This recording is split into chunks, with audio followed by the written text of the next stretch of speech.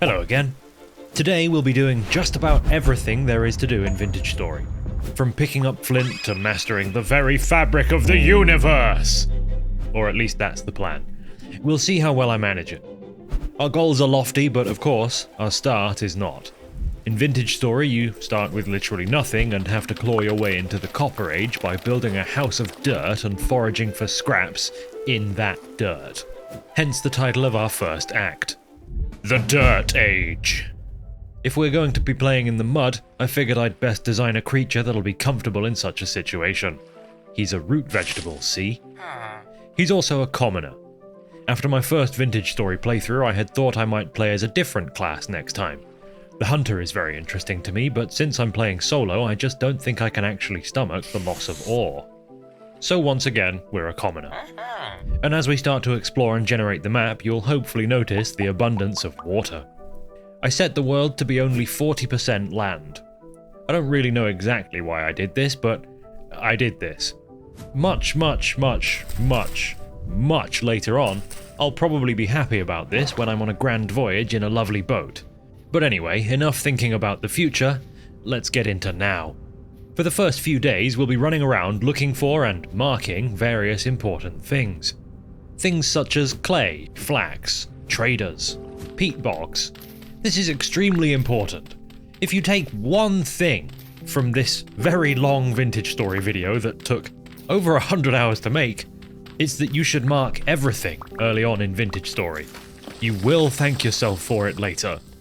The other thing that I'm doing is gathering enough reeds from the nearby ponds to make a full set of hand baskets, giving us our initial inventory space.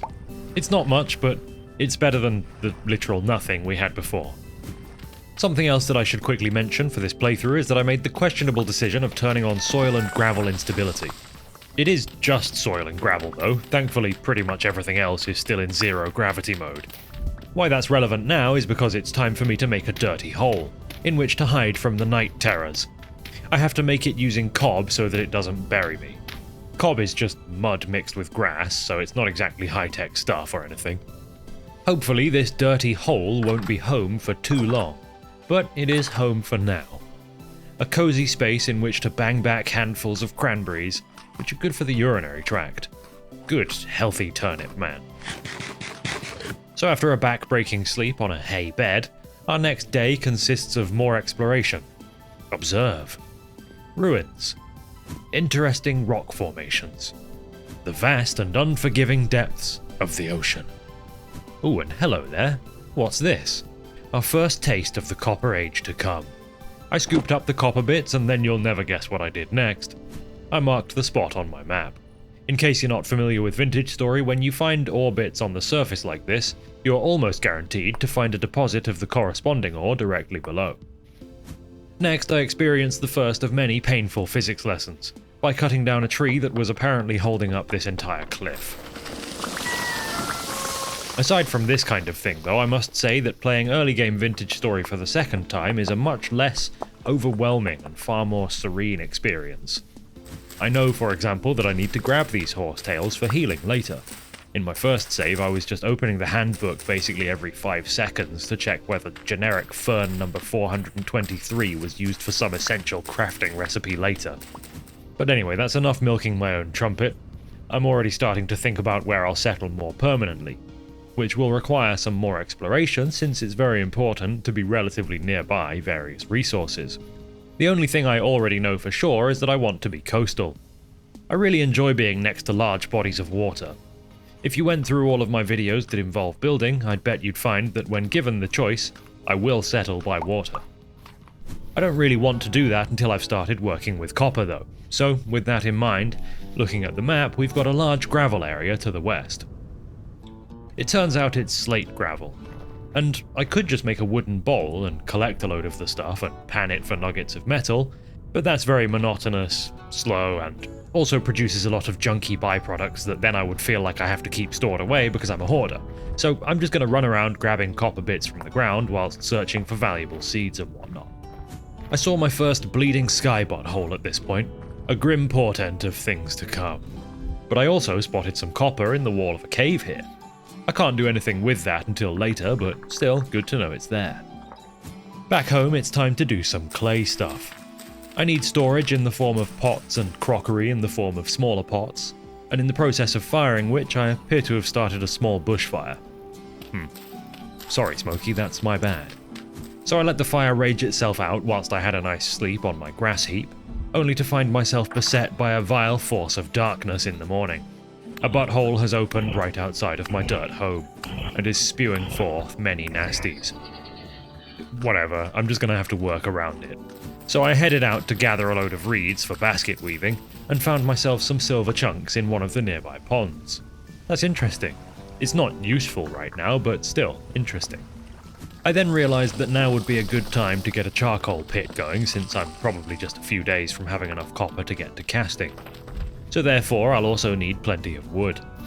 Luckily then I found this beautiful, majestic oak tree, which in the process of eating something like 8 flint axes, provided absolutely enormous quantities of wood.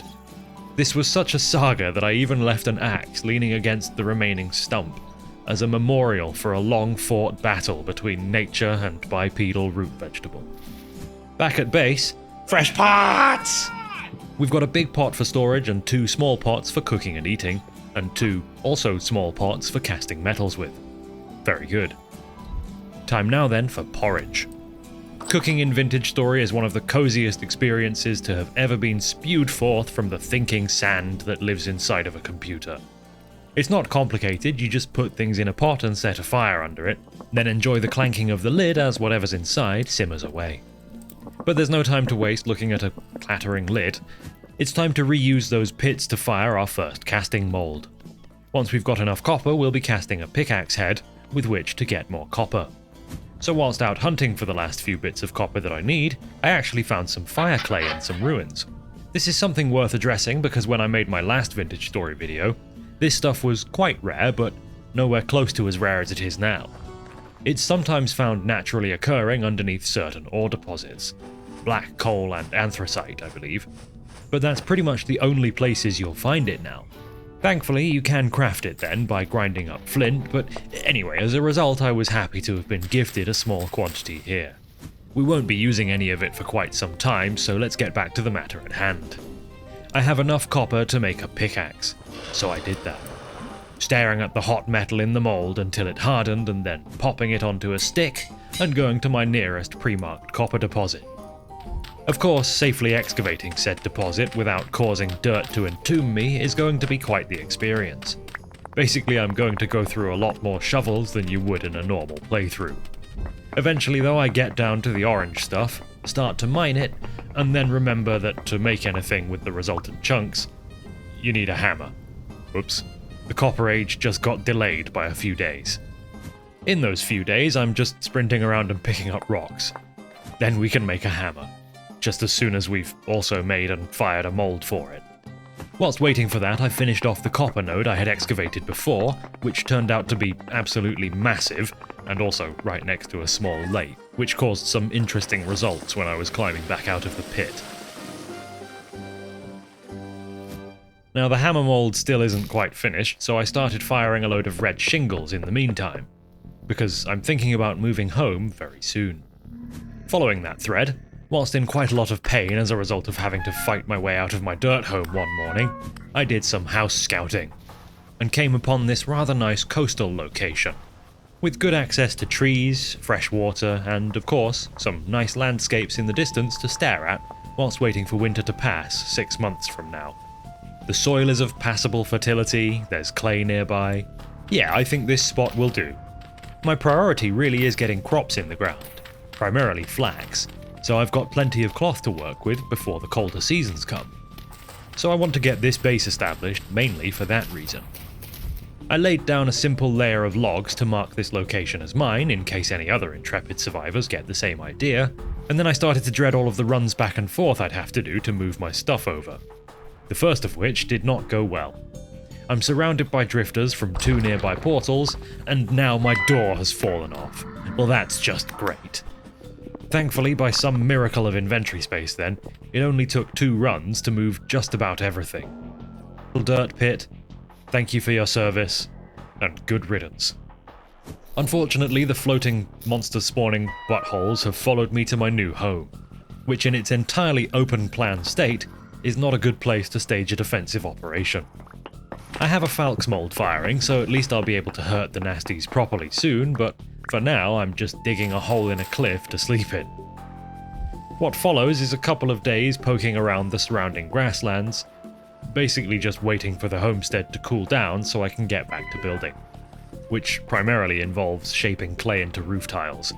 So while I'm at it, I might as well also make a load of molds, including one for an anvil, because I want a full set of tools. I got a little bit distracted whilst out grabbing a load of sticks from a maple tree by the fact that their seed pods spiral down just like in real life. What a lovely little detail to have included. It's beautiful. My moment of whimsy was interrupted though by this horrific thing trying to get its teeth onto my tonsils, and that was extraordinarily rude, but it did snap me out of my moment and back to work, which is mainly firing pottery. I did also start to get some crops into the ground here, and then realized that the shore is not in fact that of a lake like I had thought, but rather a sea. Salt water and crops aren't exactly known to coexist. So, oops. On the bright side, I can salvage most of the seeds to replant by the small pond out back of the house. Now though, it's time to leave the dirt age. I'm melting up 1200 units of copper, enough to make an anvil and the first few tools. So after an alarmingly long wait for it to melt, into the molds it goes, like sweet, delicious honey. Don't you just want to reach in and scoop it up with your hand? Don't do that, it's bad for you. So with that, our friendly ambulatory spud goes to sleep that night and wakes up to the Copper Age. And how does the Copper Age start? His front door fell off the wall. Well, that's how it goes sometimes. First things first, let's get our anvil placed. I've already fired some ingot molds, so now all I'll need to do is grab some more... It's okay. We're literally making something that will fix this damned door. Like I was saying, grab some more copper and cast it into ingots, which can then be heated in a forge for working on the anvil into a saw blade. Excellent. I also made a copper axe because enough flint axes have already died for the cause. Unfortunately now, two buttholes have spawned on my home, which might affect progress just a little. And I realized at this point that I've been playing on the default UI size, which is quite small as I'm using a 4K monitor these days. So I increased it a bit here, hopefully that's large enough now. Anyway, with a saw comes planks, and with planks comes a cozy wooden floor. Sadly though, like I said, buttholes. So this is not a pleasant building experience. I even had to fill in my windows with dirt to stem the flow of crawling drifters. The next day, it's the moment you've all been waiting for. This crude door has fallen off its hinges for the last time. That's right, baby, we've got an actual sturdy door. Woo! We still don't have a roof though, so the shingle grind continues, under some duress from the locals, one of whom climbed through the tiny holes next to that sturdy door. I need to make glass. I need to do a lot of things, but the locals have other ideas. The next morning I awake to find an absolutely hilariously large swarm of drifters at my door. I mean, it's not so bad. I'm an extremely talented gamer after all, and also I respawn here anyway, so when I do inevitably die, I just scoop my stuff up and keep on swinging. But I mean, just look at them all! That's insane! But never mind, one of the many things I need to do is actually start prospecting, which involves running around fairly randomly digging into the ground to take samples. You could be much more systematic about this, but I'm just not really that guy. I'm pretty immediately finding good readings for copper, which isn't exactly what I'm looking for, but I guess it's still good to have nearby. Back at home, I'm continuing to get seeds into the ground and keeping myself fed, when I'm warned of an incoming temporal storm. Instead of making any preparations for that, I just kept on casting copper tools and generally trying to progress the base a little. I even headed out prospecting again before remembering that I was supposed to be cowering in fear. Unfortunately, as the vintage storyists among you might have noticed, my house is not stormproof. Without a roof, it's not an enclosed space, and therefore it's totally fair game for nasty spawning. This poor root vegetable did not have a good evening. But just like when you can't sleep because you ate too much pizza and feel like the subject of an inflation fanfic, eventually the nightmare comes to an end. So in the morning I headed back out prospecting, because I'd really like to skip straight through to the Bronze Age as soon as possible. And I do actually pretty quickly start finding half-decent readouts for cassiterite, a type of tin ore. Very good.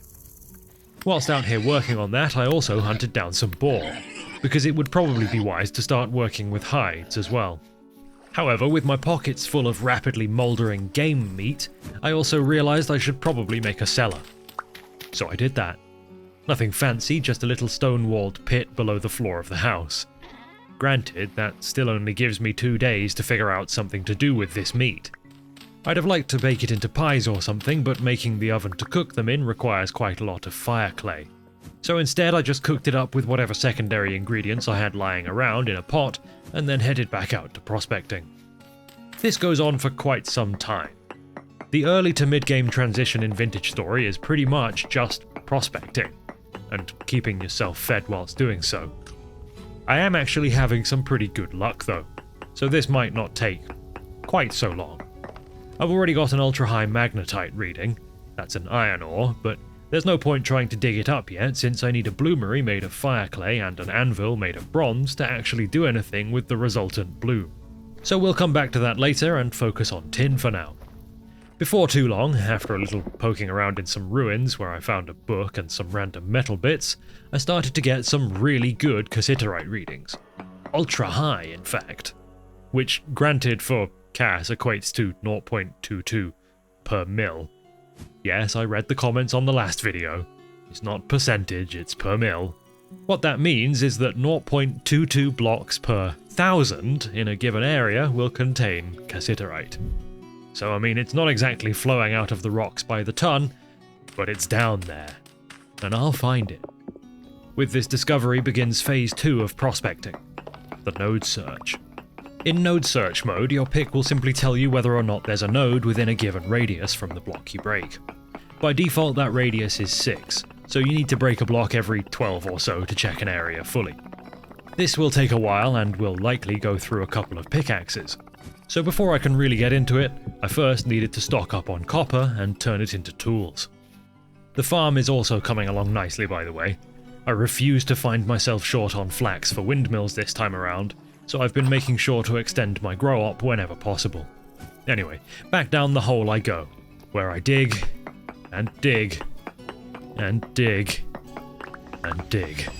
Until finally, after having read no ore node nearby, seeing the message start with found instead had me positively quivering. So it's time to home in.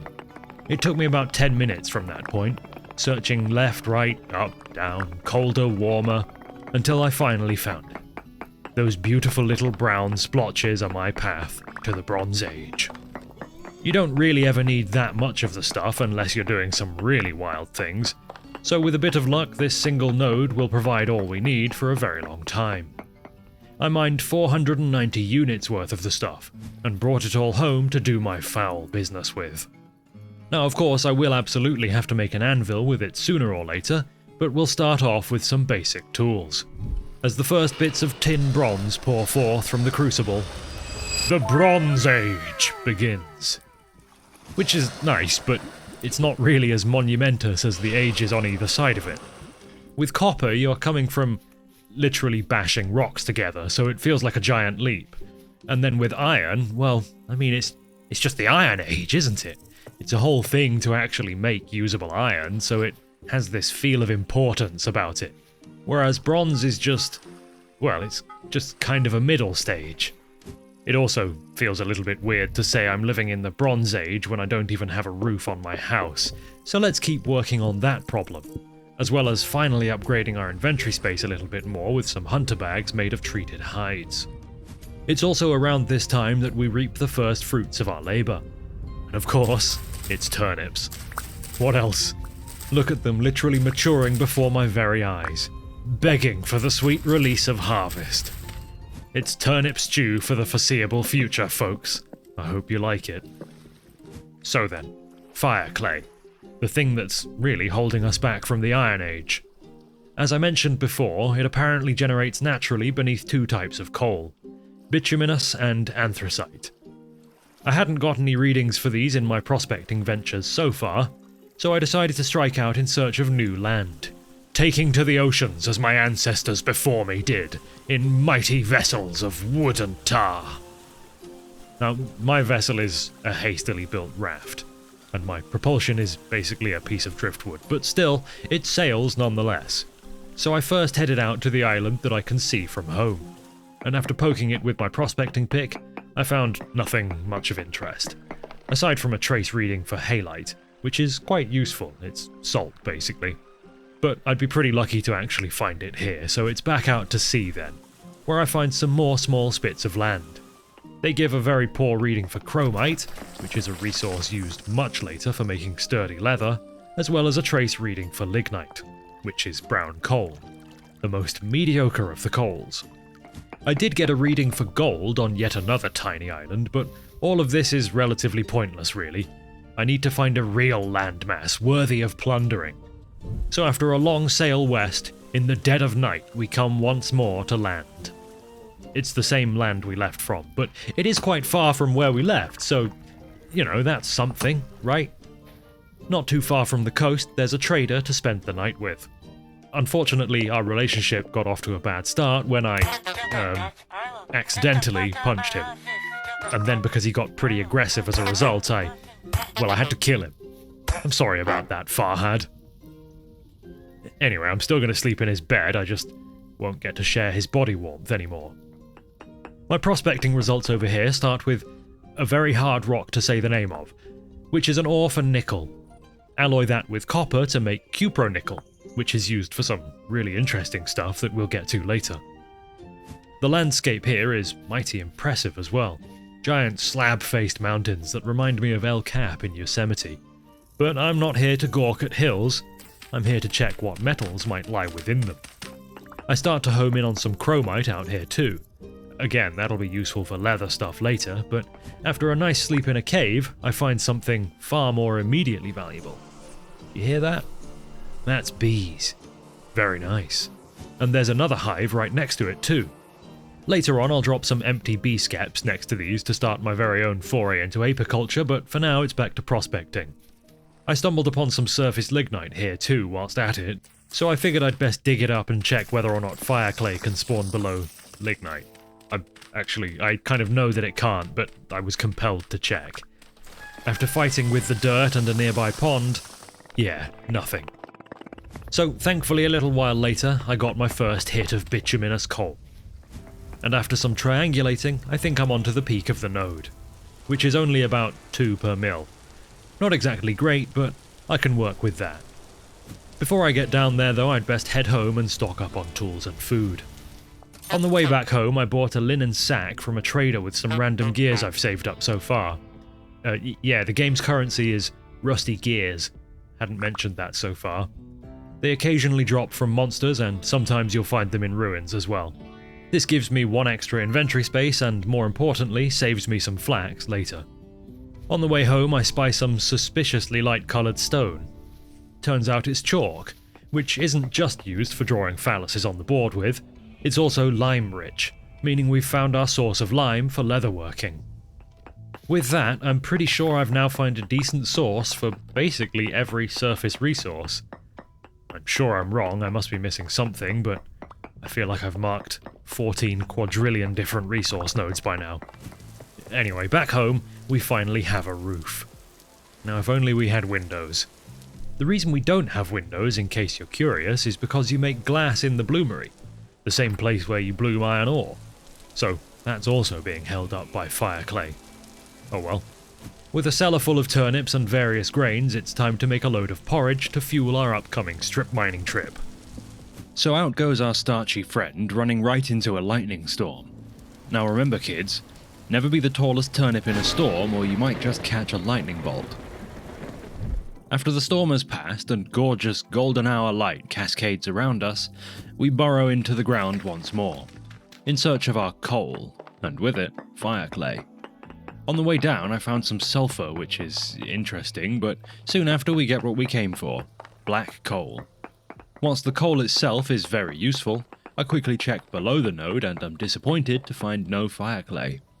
Well, I guess I'll just have to make it out of flint instead.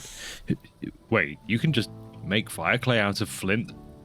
Well, now I feel silly, but at least I feel silly with a few stacks of coal. So let's go home and make our own fire clay, I guess. To do this, first I need a quern, which involves getting a few blocks of a suitable kind of stone and crafting it with a hammer and chisel. Then I just have to burn some flint, grind it up and mix it with other clay. Just like that, fire clay. It was that easy.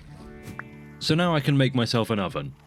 This eats pretty much all of the fire clay that I made so far, but it does unlock pies, the only food truly worthy of our advanced technological age.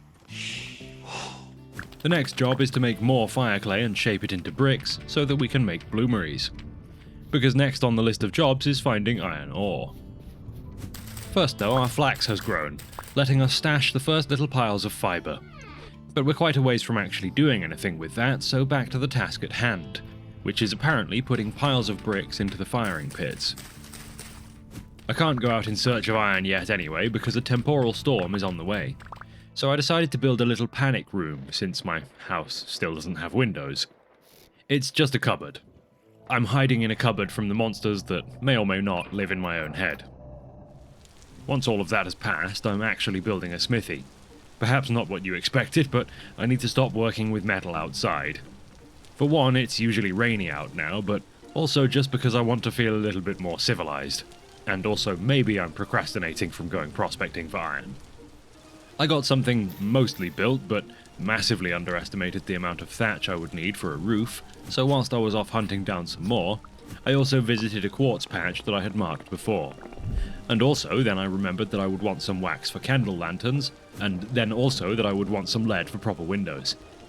Basically, I got distracted by a lot of different tasks here, with the bottom line being that a bear killed me very far from home. Amazingly though, I managed to get my stuff back without too much issue, and got back on with the task of collecting populated skeps from nearby beehives that are occupied by bears.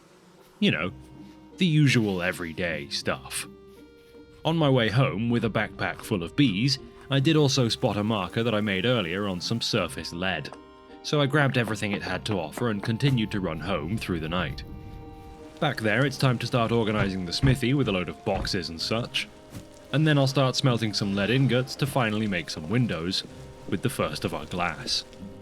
Oh, there we go. The house is now indoors. Doesn't that feel better? Listen to the rain pitter-patter on the windows. So delightful. It's no time to be sitting around though. I want to make me a lantern. I found a little honeycomb in a jar earlier so I can squeeze out the good stuff to leave behind the wax. Then I can cook it into a candle, pop it into a little copper frame. Et voilà lantern. After a little decorating around the house, putting down some path, making some tool racks, that kind of thing, I need to go and get a load more copper, because I'll need a bronze anvil for ironworking, and I haven't made one yet. And by the way, I will just be carrying this lantern around most of the time now.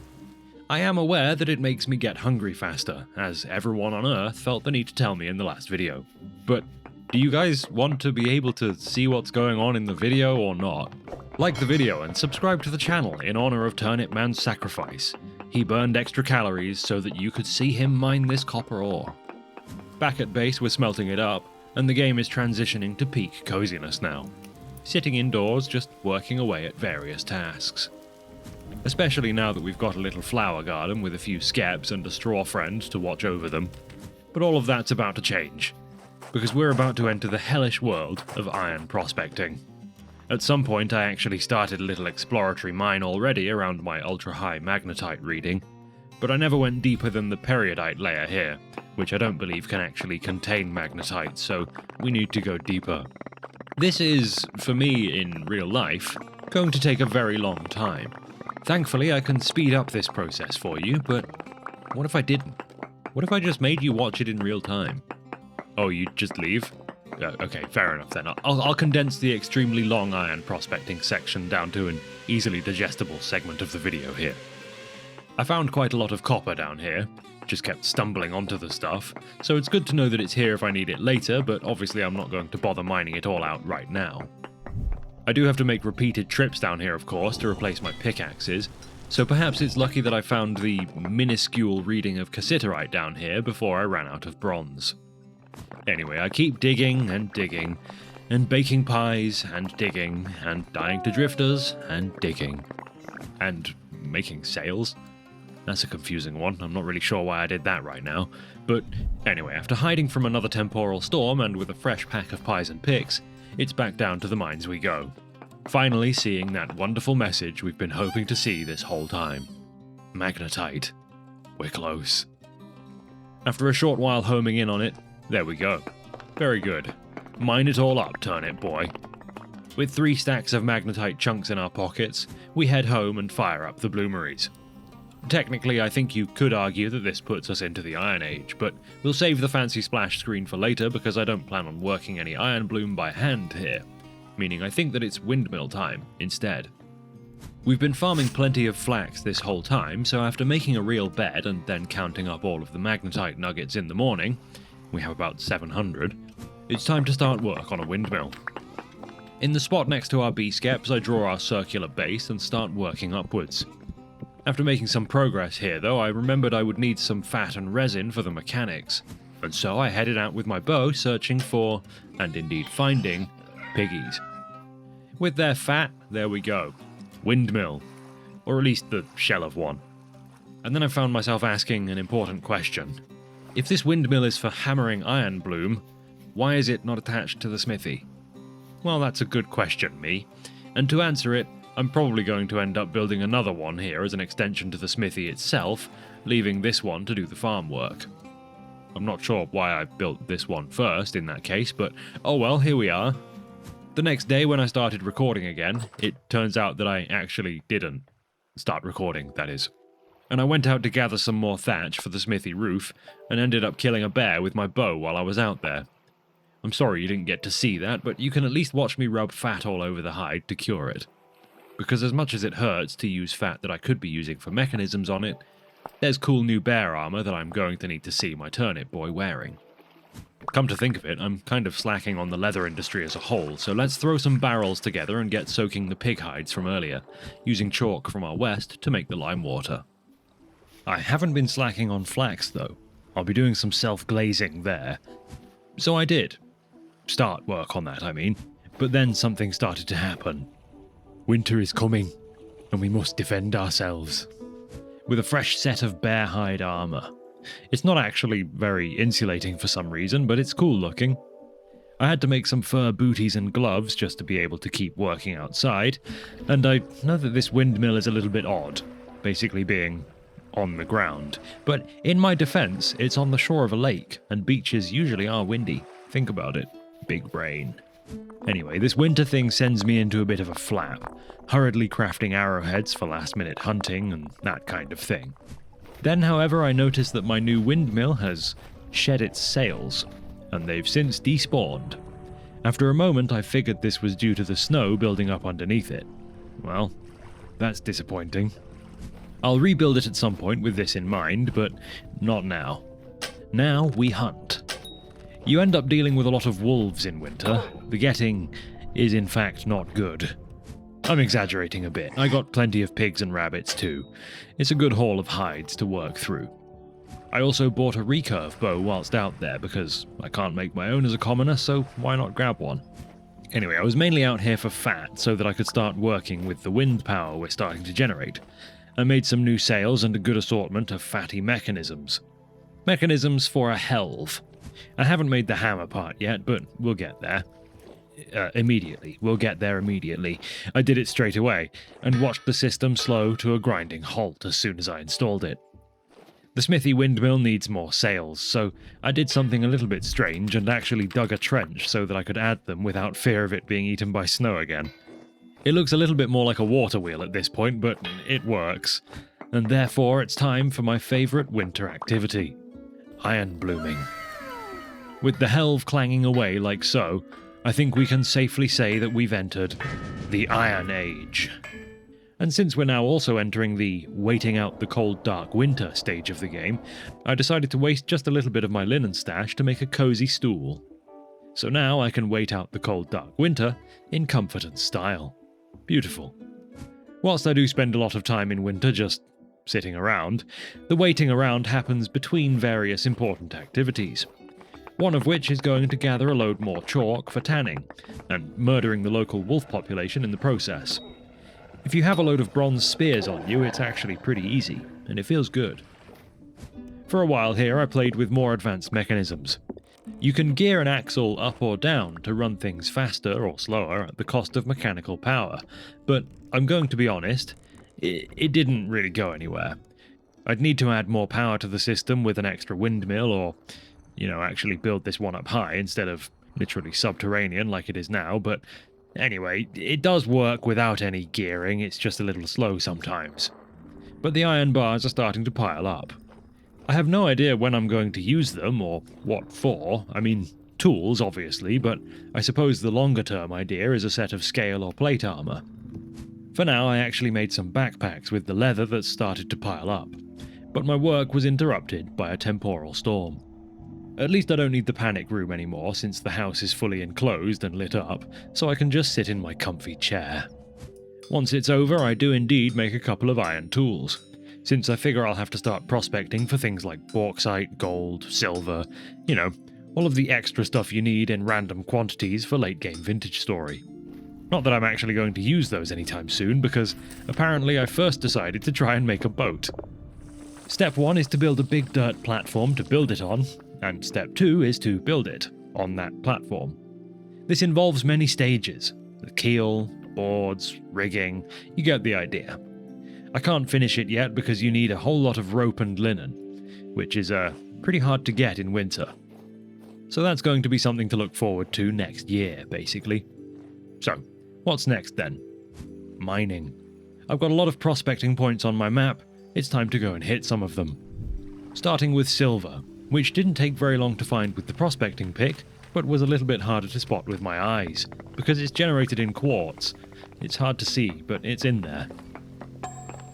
It's mainly going to be used to make lanterns brighter, so I don't actually need very much. Here's a little demonstration of the upgrade. It's not huge, but it's something. Now, back to banging out iron ingots. Over the next few days, I've managed to build up a pile of about 40. I don't really feel like doing anything with it just yet, but we'll get there eventually. For now, it's time to celebrate the new year, because it's the 1st of January. We celebrate, as one should, with pie. Unfortunately, it is properly winter now. Deep snow, extremely cold temperatures, which, as it would happen, exactly matched the actual real-world conditions when I was recording this. It was very cozy, and I remember it fondly. Something weird was happening, though. Remember I set out the insanely lofty goal to do everything there is to do in Vintage Story, kill all the bosses, interface with dimensional magic or whatever, but around this time I was realizing that I kind of just didn't want to do that. I just wanted to make a farm, go sailing on the high seas, and eat a lot of pie.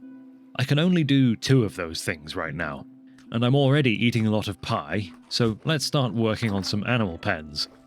It's not really a great time to be out doing this kind of work, what with all the snow all over the place, but we'll muddle through. I did sail off to my local treasure hunter trader with a freshly made bronze pick to get the location of the Resonance archives, but I'm going to keep it 100 with you. I ain't doing that today. Maybe next time. Just kidding, there won't be a next time. Unless 100,000 likes and we'll talk. I would like to feel out the modding scene a bit, to be fair, so maybe leave some suggestions below. Anyway, now I'm going to head out and get some more copper. And probably also tin, because I would like a load of bronze for a set of armor. Again, for some reason I'm just reluctant to use my stash of iron. So by the time I'm back and counting up my new supply of copper, it's February. Which, where I'm from, is when things start to warm up a bit, but not so in Vintage Story. We've got a couple more months of cold and snow left yet.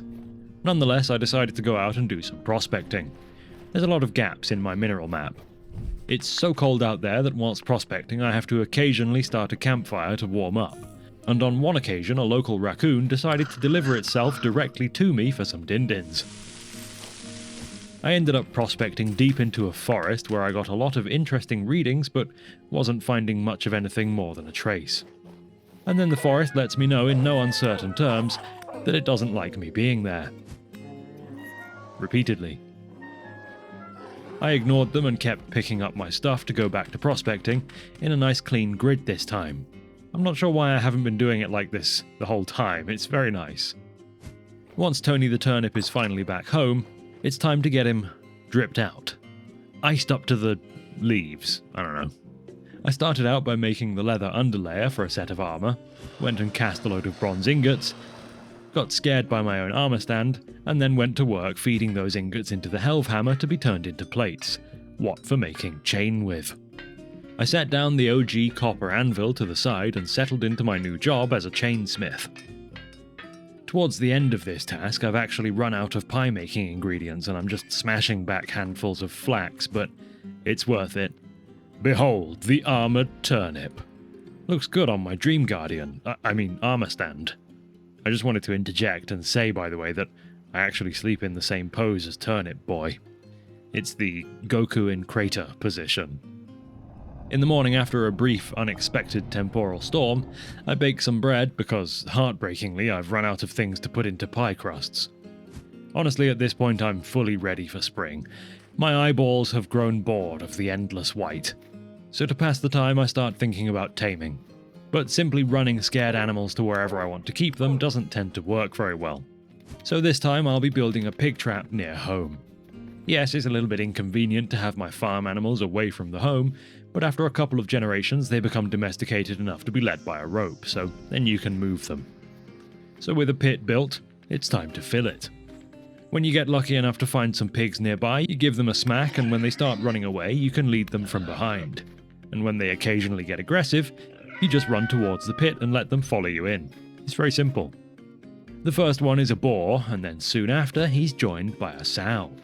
Now get to work, you two. You know what to do. In the process, I also killed many other boars because I only need one, so you know what that means. Meat's back on the menu, turnips. As we enter March, I'm keeping a keen eye on the daily low temperatures. Still a few degrees too cold to get flax in the ground for now. So after confirming that the pigs are getting started on the piglet making, I figured maybe it's time to make a greenhouse. This involves making a load of glass and preparing an area out back to build in. All you need is an enclosed space with a mostly glass roof. There's a formula for how much glass it needs to be exactly, but I just overdo the glass so I don't have to do math. Soon enough, it's working as intended, displaying a 5-degree bonus on the test crops that I planted to check. I actually took the risk and planted a load of flax outdoors because temperatures looked promising overnight, but it was too early and they got stunted. It's fine, they'll still produce, just not as much. My greenhouse babies, on the other hand, are doing just fine. A couple of weeks from now, we'll be swimming in flax. With piggies somewhat sorted, I turned my attention to chickens. I came across a little group and managed to run a singular hen all the way back home, only to return to the flock and find that the rooster had been killed by a fox. Bastard thing. We'll still get some eggs, of course, they just won't hatch into more chickens. That's a problem for another time. A problem that should be getting easier to solve because it seems spring has sprung in earnest. The thaw isn't far from completed, temperatures are still a bit rough, but it's warm enough to confidently expand my farm. I also planted a couple of apple tree cuttings that I took from nearby.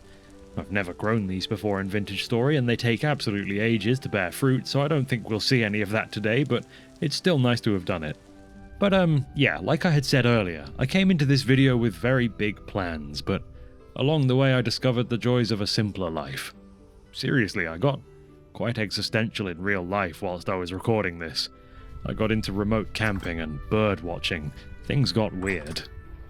That being said, I don't want to end this video without doing something cool at least, so with the sea becoming a liquid once more, let's finish off our boat. This does of course take quite some time. If Rome were built out of flax, it wouldn't have grown in a day. In fact, it was a good few months before my various flax plantations bore enough fruit to build the boat, during which time I did very little but eat pies. Once we've got the 21 linen required, however, we can launch our mighty vessel and explore the seas. It looks like it can be fitted with quite a bit of storage. It's got various spots here for chests. So perhaps Turnip Boy will go on a grand voyage to start a new life in a weird and interesting biome one day. We'll see. But for now, he'll sit on this weird little bit of dirt in the middle of the ocean and just kind of contemplate. So thanks for watching, and I hope you didn't mind the turn things took away from actual gaming progress and towards a weird kind of personal fulfillment. Either way, remain indoors. It may or may not be safe out there. I don't think I can say for sure yet. And until next time, goodbye.